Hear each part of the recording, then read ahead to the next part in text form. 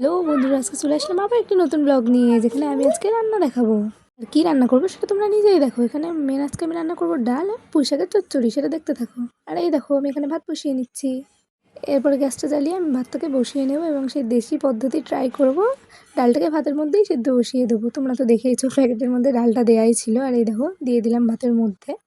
আর আমরা যে চিংড়ি মাছটা দেখালাম সেই চিংড়ি মাছটা ভাজা করে নেবো। এখানে তেল গরম হচ্ছে, তেলটাকে ভালো করে চারিদিকে ছড়িয়ে নিলাম।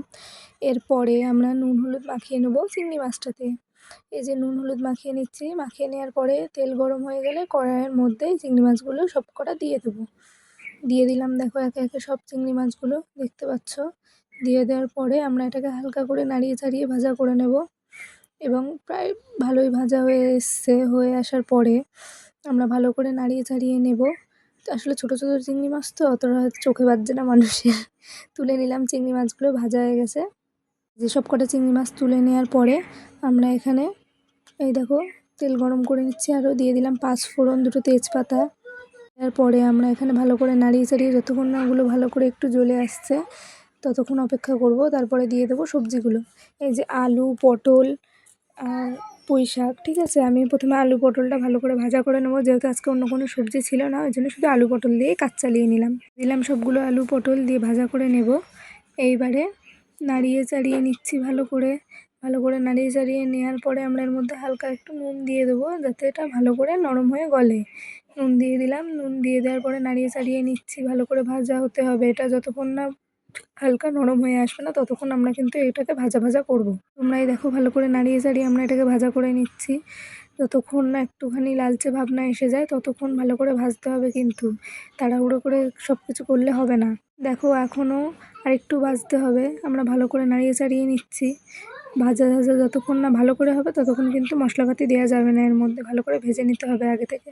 আর গ্যাসের এটা সমস্যা হচ্ছে, তো বারবার কড়াইটা সরে যাচ্ছে, যেহেতু এক হাত দিয়ে ভিডিও করছে, আমার কাছে কোনো স্ট্যান্ড নেই। তোমরা একটুখানি বুঝে নিও, ঠিক আছে। আর এই দেখো নাড়িয়ে নিচ্ছি। এবারে ভালো করে ভাজা হয়ে এসছে। এরপরে দিয়ে দেবো এর মধ্যে আমরা পেঁয়াজ, কিছু পরিমাণ পেঁয়াজ দেওয়ার পর এটা আমরা ভালো করে যখন নাড়িয়ে চাড়িয়ে নেব তখন এটা পেঁয়াজটা হালকা একটু নরম হয়ে গলে আসবে। কিছুক্ষণ পরে চলে আসলাম, পেঁয়াজটা যখন একটু নরম হয়ে গেছে। এরপরে আমরা যেটা আদা রসুন জিরে সর্ষে আমি যে পেস্টটা করে গেছিলাম সেটার মধ্যে দিয়ে দিলাম। এরপরে ভালো করে নাড়িয়ে চাড়িয়ে নিচ্ছি যতক্ষণ না এটা ভালো করে মিশে যায় সব কিছুর সাথে। মানে সব আলু পটলের সাথে মশলাটা যতক্ষণ না মিশে যাচ্ছে না ততক্ষণ আমরা এটাকে ভালো করে নাড়াচাড়া দিয়ে নেব। নাড়াচাড়া দেওয়ার পরে দিয়ে দেবো এর মধ্যে অল্প পরিমাণ নুন হলুদ, বুঝেছো, দিয়ে দিলাম নুন। এরপরে দেবো হলুদ, দিয়ে ভালো করে আবার নেড়ে চেড়ে নিতে হবে। তার কারণ দিয়ে দিলাম আবারও লঙ্কা, এটা বলতে ভুলে গেছিলাম। এই যে লঙ্কা দেওয়ার পরে ভালো করে নাড়াচাড়া করে নিচ্ছি। আর দেখো তোমরা যে কড়াইটা বারবার সরে সরে যাচ্ছে। এই যে দিয়ে দিলাম অল্প পরিমাণে জল ভালো করে কষানোর জন্যে। কষিয়ে ভালো করে নেড়ে চেড়ে নিচ্ছি। নিজেই জানি না পাগলের মতো কী সব বকবক করছি, তোমরা একটু সহ্য করে নিও কিন্তু। দেখো গ্যাসটাকে কমিয়ে নিয়ে আমি ভালো করে এটাকে নাড়াচাড়া দিয়ে নিচ্ছি। আর এই যে কী সুন্দর স্মাইল করছি দেখো তোমাদের সামনে। আর এই যে মশলাটা এখন ভালো করে কষানো হয়ে গেছে। এরপরে দিয়ে দেবো পুঁই শাকটা দিয়ে দেওয়ার পরে আমরা ভালো করে নাড়াচাড়া দিয়ে নেবো, যাতে পুঁই শাকটা এর সাথে ভালো করে মিশে যায় এবং কষানোটাও ভালো হয়।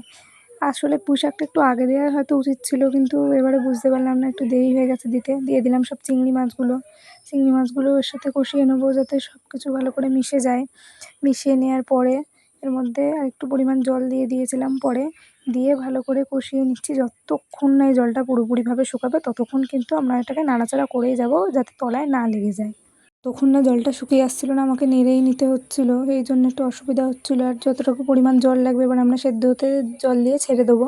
আর রান্না করে নিয়েছিলাম এরই মধ্যে ভাত, ডালটাও করেছিলাম যেটা তোমাদেরকে দেখানো হয়নি। আর এই দেখো আমার রান্না কমপ্লিট। Bye bye.